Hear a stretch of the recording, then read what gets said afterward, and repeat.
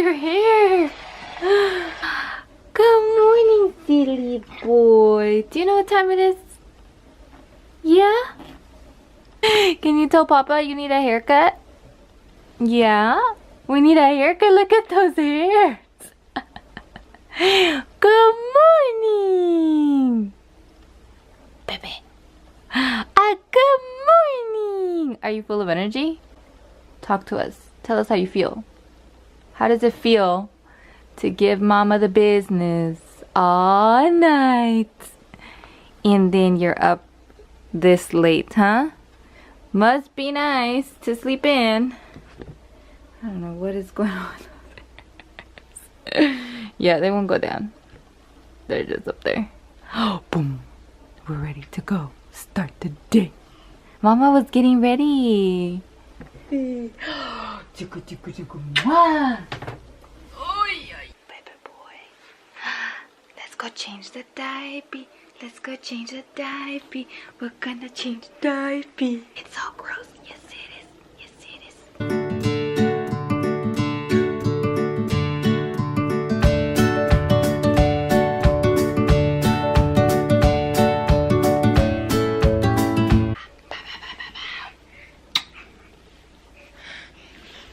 Those hairs. We're gonna comb those hairs. We're gonna comb those hairs. We're gonna comb those hairs. Yes, we are.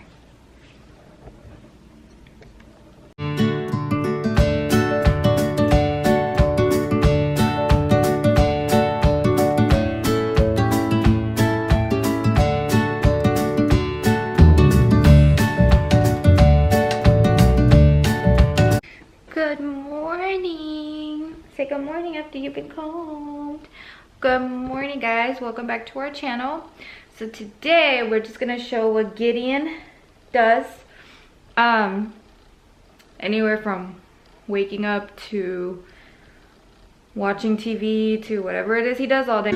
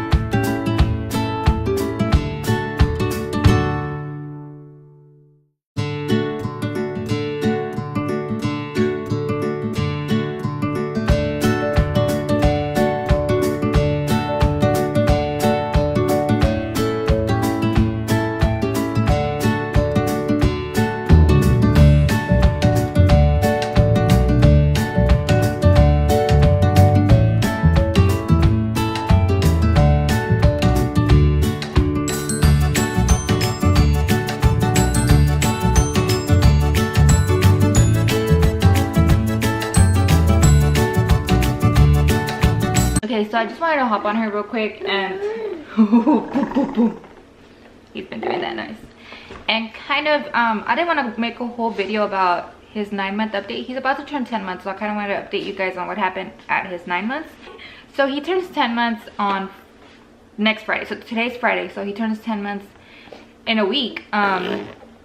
But yeah, this month he started crawling officially. He started crawling when I think a week after he turned 9 months, he started crawling. I didn't think he was gonna crawl just because he would always, every time we would put him in the crawling position, he would sit and just kind of drag himself. So I didn't crawl, so I figured he wasn't gonna crawl either. And Gilbert, I think, didn't crawl either. I'm not sure. I think his mom said he didn't. Oh, you okay? You okay? You okay? Or are you faking it? So yeah, he started crawling. So that was exciting that he started crawling. And he started being more interested in solids. Before, you would give him food and all he would do would just crumble it up or drop it on the floor. And now you give him something and he usually tries to put it in his mouth right away instead of dropping half of it on the floor before he starts eating it, which is pretty cool because I really want him to start eating solids. From his pediatrician for his 9-month appointment, she did say that if he didn't start eating solids, we were gonna have to take him to there's like a consultant that teaches them, I guess, how to eat or something like that. And I really wanted to avoid that because I feel like we can get him to eat. If he doesn't want to eat, it's not that he doesn't know how to, it's just he doesn't like to. He's not interested. He's a boob monster, you guys. His appointment, he was 23.7 pounds. He's not gaining much weight anymore because he's growing, so he's really tall. I believe they told us he was in the 90-something percentile in height and 80-something percentile in weight, which was backwards before, but he's growing taller and he's losing his little rolls, which is sad, but it was bound to happen. Still doesn't have any teeth. He's still teething, just no teeth. I don't know when he's gonna get them because they keep telling us it's swollen, but we don't see anything coming out, so who knows. And he did take 2 steps on his own without holding on to anything. He was actually standing right here because he likes to stand here. So he was standing right there and he let go. So I tried to encourage him to come to me. I didn't think he was gonna do it. I thought he was just gonna fall like he always does. But no, he actually took 2 steps before he kind of freaked out and just like dropped himself. So that was really exciting for me. I hate that Gilbert didn't get to see it. It literally happened right before he got home.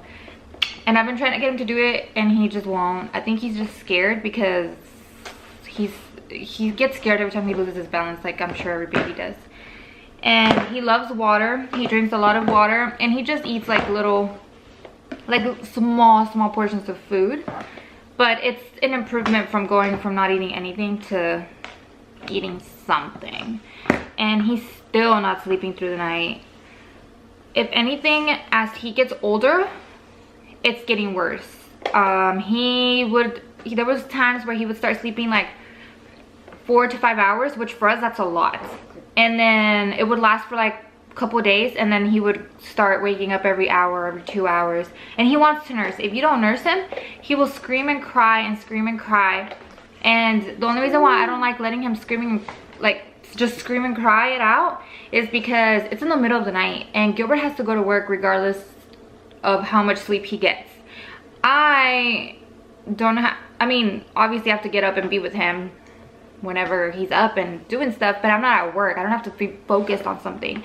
And I just feel so bad that it'll be like 2, 3 in the morning and he's just screaming and crying, and obviously he wakes him up. So, and if he hears him crying, he wants to get up and comfort him, which is why I just nurse him so he can go back to sleep and let him sleep.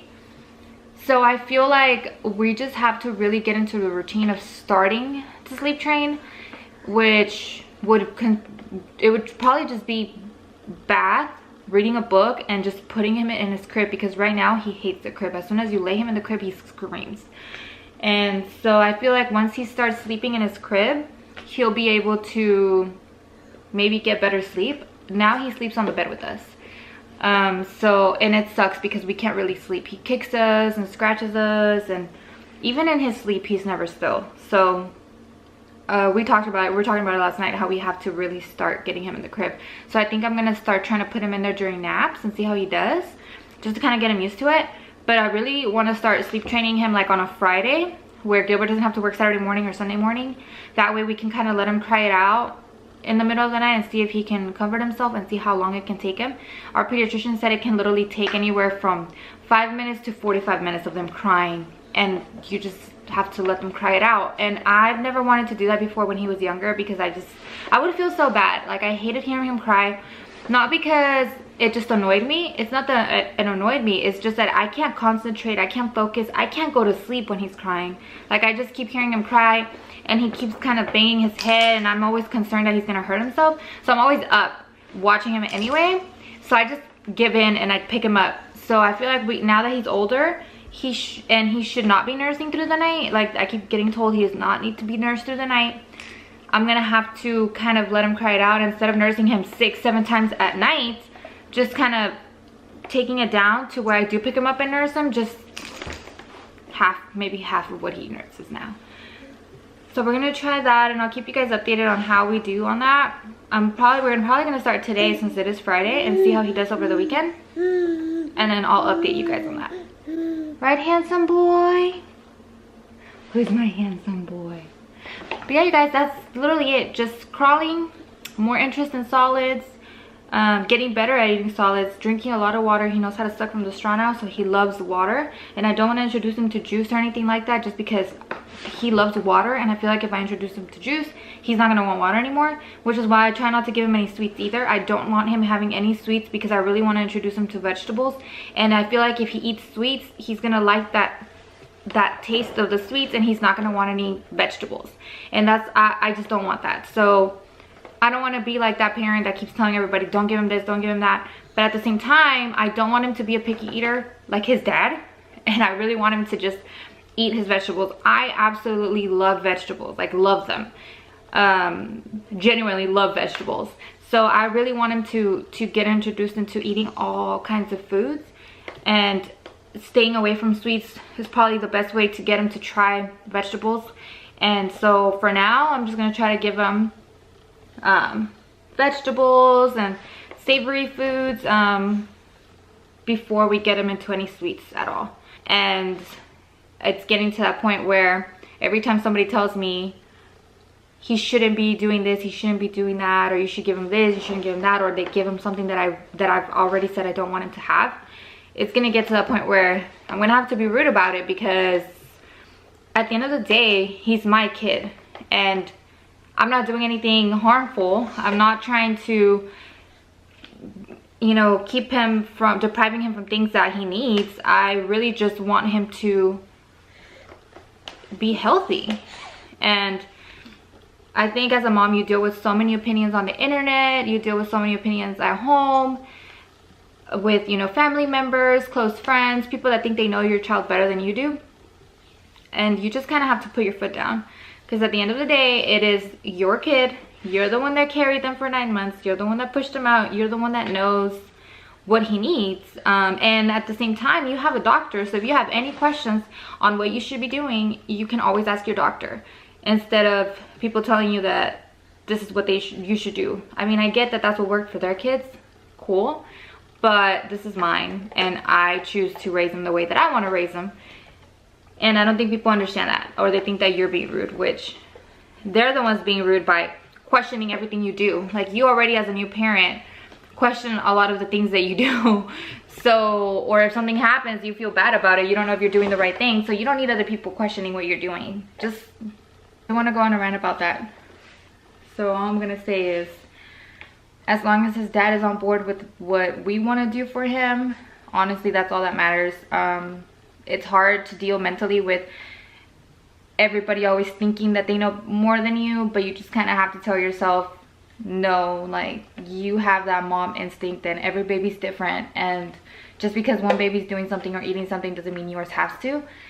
You just have to go with what works for you and them. So right, my beautiful boy. It actually ended up being a long video, so I might make this into a separate video. Who knows? Choo-choo. Choo-choo.